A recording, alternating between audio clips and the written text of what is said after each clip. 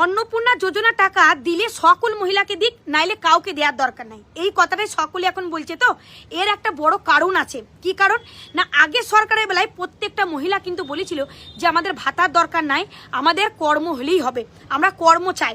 তাহলে সেই জায়গায় থেকে আজকে মহিলারা এমন কথা বলছে কেন, 3000 টাকা লেগে এমন কেন একটা পশ্চিমবঙ্গটাকে আমরা মাতিয়ে তুলছে, কিসের জন্য সেইটাই বলছি।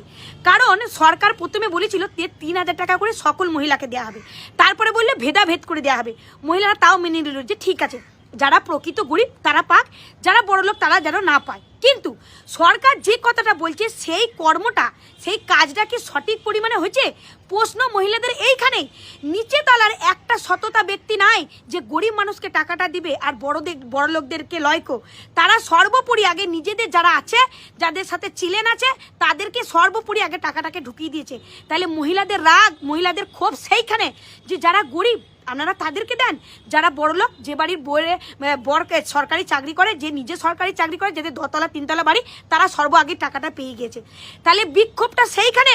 মহিলারা যে গলাবাজি করে চেঁচায় এইটা সকলে দেখতে চায়, কিন্তু কেন চেঁচাইছে, কিসের লেগেন চেঁচাইছে সেই কথাটা আগে বোঝেন। সরকারকে এটা মাথায় রাখতে হবে যে ভেদাভেদ করে টাকা উনি কোনো দিন দিতে পারবে না। কেন? নিম্নতলায় একটা সততা ব্যক্তি নাই, এই কারণে কোনো দিন হবে না যে গরিব মানুষ পাবে আর বড় লোকরা পাবে না। তারা সর্বাগে নিজেদের আখেরটা গুছিয়ে নেবে। তাই সরকারকে একটা কথাই বলবো, এখনো সময় আছে। আপনি আপনার বক্তব্য থেকে আমি বলবো যে এমন একটা পরিমাণ টাকা হিসেবে বলুন যেটা সকল মহিলাকে দেওয়া সম্ভব, সেইটা দিন। আর না হলে আমার মতো বলে কাউকে দিবেন না। কারণ আপনার এতগুলা ভালো কাজ, যে কাজটা এই শুধুমাত্র অন্নপূর্ণা যোজনার লিগেন মানে কি বলবো একদম শেষ হয়ে গেছে। আপনার প্রতি মানুষের দৃঢ় বিশ্বাস, যে ভরসা, সে সমস্ত কিছু নষ্ট করে দিচ্ছে এই অন্নপূর্ণা যোজনা।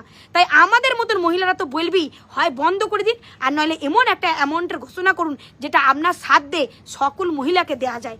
এই কথাই বলবো। কারণ আপনি যদি ভাবেন যে গরিবকে দেবো, বুড়ো লোককে দেবো না, তাহলে আমি সরকার আবারও বলছি এটা কোনোদিন হবে না। কারণ নিম্নতলায় একটা সততা ব্যক্তি নাই।